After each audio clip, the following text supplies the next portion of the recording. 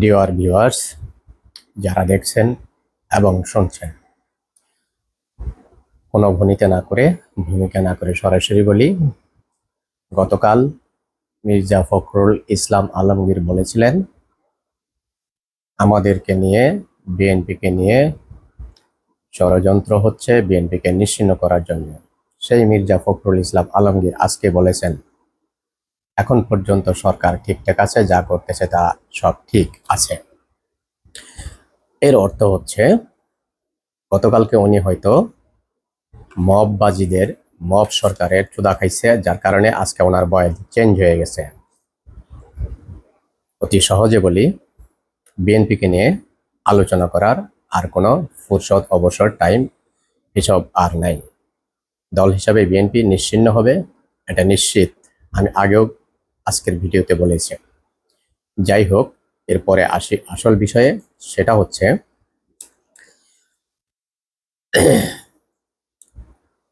এই দেশটা যে বিক্রি হয়ে গেছে সে বিষয়ে এখন দুনিয়ার কারো আর কোনো সন্দেহ নাই। যারা বিক্রি করছে, যারা দালালি করছে, যারা কিনছে, এখন তাদের প্রত্যেকের মুখ বন্ধ।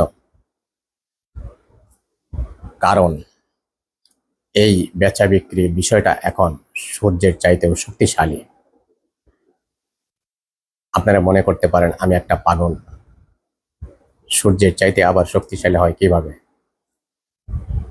আমি যেটা বলছি এটাই সত্যি। এই দেশটা যে বিক্রি হয়ে গেছে এটা সূর্যের চাইতেও সূর্যের চাইতেও শক্তিশালী সত্যি। কারণ সূর্য শুধু দিনে আলো দেয়, রাতে আলো দেয় না। আর এই সত্যিগুলি এমনই শক্তিশালী যে দিন রাত 24 ঘন্টা এখন সব মানুষের মুখে মুখে সত্যি হিসাবে প্রমাণ বয়ে বেড়াচ্ছে। একটা জিনিস আপনারা খেয়াল করবেন, সেটা হচ্ছে যে যখনই এই দেশ বিক্রি, এই দেশ ভাগাভাগি, বানরের পিঠা ভাগাভাগি হয়েছে, এই বিষয় নিয়ে যখন কথা বলা হয়, এইগুলির উত্তর এখন আর কোনো জুলাই সন্ত্রাসী, মব সরকার, মব সন্ত্রাসীরা এসবের কোনো উত্তর দেয় না। কারণ তাদের কাছে উত্তর নাই। তারা জানে তারা দালালি খেয়ে, তারা কমিশন খেয়ে, কেউ কেউ সরাসরি দেশের মালিক সেজে এই দেশটাকে বিক্রি করে দিছে। এই প্রশ্ন যখন ওঠে, এই আলোচনা যখন ওঠে, কোনো টকশোতে, কোথাও কোনো সাংবাদিক সম্মেলনে যদি এইসব প্রশ্ন করা হয়, তখন তারা জুলাইয়ে ছাত্র হত্যার কথা বলে, গণহত্যার কথা বলে। কারণ হচ্ছে দেশ বিক্রির বিষয়ে তাদের কাছে কোনো উত্তর নাই। এই দেশটা যে বানরের পিঠা ভাগাভাগি হয়েছে, বহুমাত্রিকভাবে বিক্রি হয়েছে, এটা সত্যি। কিভাবে বহুমাত্রিকভাবে বিক্রি হয়েছে? Corridor, Cox's Bazar airbase, Saint Martin airbase করার জন্য একটা ক্রেতা গোষ্ঠী এই অংশগুলি কিনে নিছে, আরেকটা ক্রেতা গোষ্ঠী পশ্চিম পাকিস্তান। আমি পশ্চিম পাকিস্তান সবসময় বলি এই কারণে যে 5ই আগস্ট থেকে এটা পূর্ব পাকিস্তান, এই ভূখণ্ড পূর্ব পাকিস্তান হয়ে গেছে। পূর্ব পাকিস্তান, পশ্চিম পাকিস্তানের সন্ত্রাসীরা, পশ্চিম পাকিস্তানে আইএসআই, পশ্চিম পাকিস্তানের সন্ত্রাসী সরকারের গোষ্ঠীরা এখন বর্তমানে এই ভূখণ্ডে, ইউনুসল্যান্ডে অবস্থান করতেছে। তারা চাচ্ছে তাদের মতো একটা বিকলাঙ্গ, পঙ্গু, সন্ত্রাসী রাষ্ট্র হিসাবে এই ভূখণ্ডকে প্রতিষ্ঠিত করতে। এর বাইরে আরো একটা গোষ্ঠী এই দেশের কিছু অংশ কিনে নিচ্ছে, সেটা হচ্ছে তুরস্ক। তুরস্ক বর্তমানে নারায়ণগঞ্জ এবং চট্টগ্রামে অস্ত্র কারখানা করার জন্য চেষ্টা চালাচ্ছে। নারায়ণগঞ্জ এবং চট্টগ্রামে অস্ত্র কারখানা করার জায়গা ভিজিট করা শেষ। তুরস্কের কয়েকটি শক্তিশালী প্রতিনিধি টিম বর্তমানে বাংলাদেশে অবস্থান করতেছে, বাংলাদেশ তথা পূর্ব পাকিস্তানে অবস্থান করতেছে। গত 8ই জুলাই থেকে ধারাবাহিকভাবে ম্যারাথন মিটিং, দখলদার, বর্তমান দখলদার সন্ত্রাসী জিহাদি জঙ্গিদের সাথে মিটিং করে যাচ্ছে একের পর এক। এইভাবে এই দেশটা পিঠা ভাগাভাগি হয়ে গেছে। একটা ইম্পর্টেন্ট বিষয় সেটা হচ্ছে যে যখনই আপনি এই দেশটা বিক্রি হয়ে গেছে এই বিষয়ে কথা বলবেন, শেখ হাসিনা যে কথাগুলি বলে গেছিলেন যে আমি শুধুমাত্র যদি সেন্ট মার্টিনে একটা দেশকে একটা ঘাঁটি করতে দিতাম তাহলে আমার আর কোনো সমস্যা থাকতো না।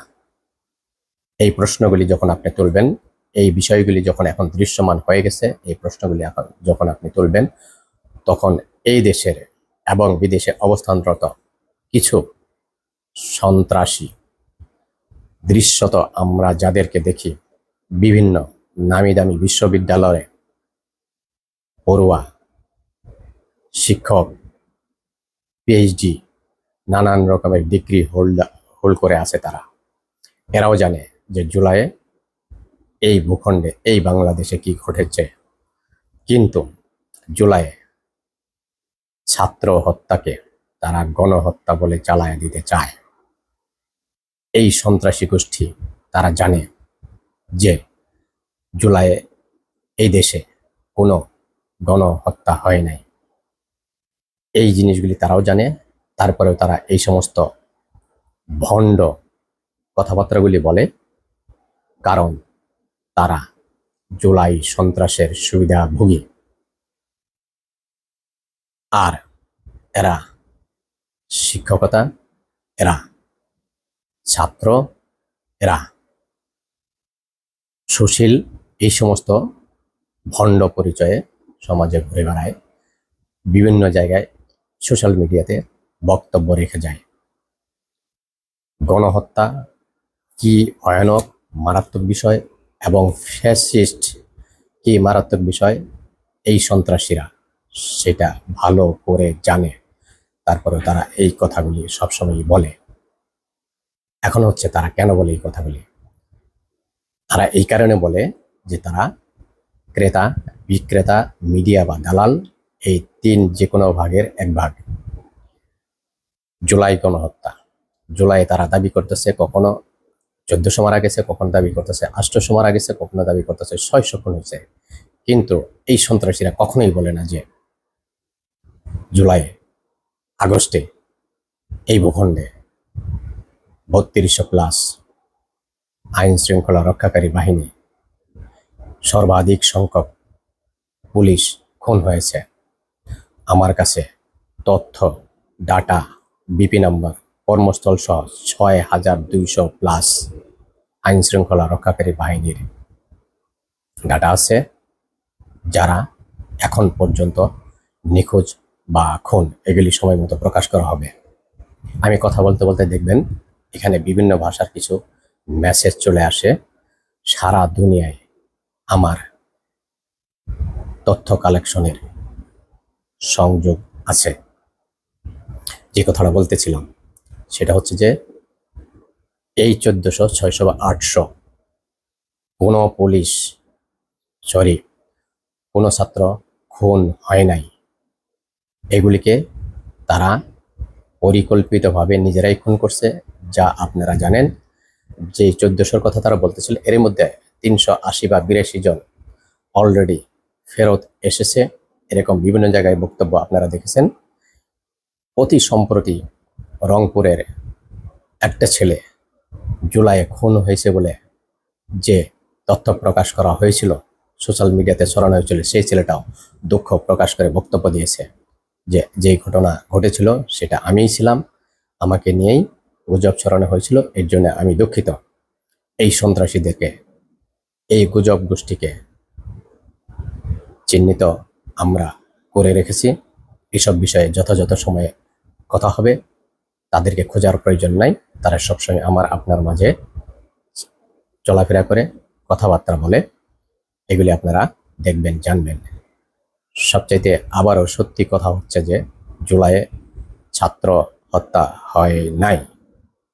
ছাত্র হত্যা সরকারি দলের পক্ষ থেকে, পুলিশের পক্ষ থেকে কোনো ছাত্র হত্যা করা হয় নাই। যেগুলি হত্যা হয়েছে সেটা হচ্ছে মেটিকুলাস ডিজাইন, যেটা অলরেডি স্বীকার করা হয়েছে যে তারা মেটিকুলাস ডিজাইনের মধ্যে এই সমস্ত পরিকল্পনা বাস্তবায়ন করছে, সেই কর্মকাণ্ডগুলি তারা প্রকাশ করেছে তখন। আর এই যে এতগুলি পুলিশ মারা গেছে, এই সন্ত্রাসীরা কখনো এই পুলিশের কথা বলে না। সম্প্রতি যে তথ্য ডাটা প্রকাশ হয়েছে, মাত্র 6 মাসে 1900-র উপরে সাধারণ নিরীহ জনগণ, ব্যবসায়ী, শ্রমিক খুন হয়েছে, সেই ব্যাপারে তারা কোনো কথা বলে না। এইসব ব্যাপারে তাদের কাছে কোনো উত্তর নাই। ইন্টারেস্টিং ঘটনা সেটা কি? সেটা হচ্ছে যে গতকাল বাংলাদেশের বর্তমান হিজবুত তাহরীর টিকটক নামে সুপ্রিম কোর্ট আছে, তারা জুলাই সন্ত্রাসীদের কেন বীর ঘোষণা করবে না, জাতীয় বীর ঘোষণা করবে না, সেই ব্যাপারে রুল জারি করেছে। আরো একটা ঘটনা ঘটেছে বর্তমানে। সেই ঘটনাটা কি? সেই টিকটক, সেই হিজবুত তাহরীরের বর্তমান টিকটক কোর্ট আরো একটা রুল জারি করছে। সেটা হচ্ছে যে ইউনুসকে কেন জাতীয় সংস্কারক ঘোষণা করা হবে না। কি মজার বিষয় না? এইসব তারাই সবসময় তাদের কথার মাধ্যমে প্রমাণ করতেছে যে তারা দেশ বিক্রি করেছে, মাল্টি ফাংশনাল ভাবে তারা দেশ বিক্রি করে দিছে। সেই সবগুলিকে ঢাকার জন্য জুলাই আন্দোলন, জুলাই হত্যাকাণ্ড, ছাত্র হত্যাকাণ্ড এগুলিকে সামনে আনতেছে। সাথে থাকুন, আমি এখন থেকে সব ধরনের তথ্য প্রকাশ করব। আমার তথ্যগুলি বেশিরভাগ হবে ভবিষ্যতে কি ঘটবে তার উপরে। জয় বাংলা, জয় বঙ্গবন্ধু।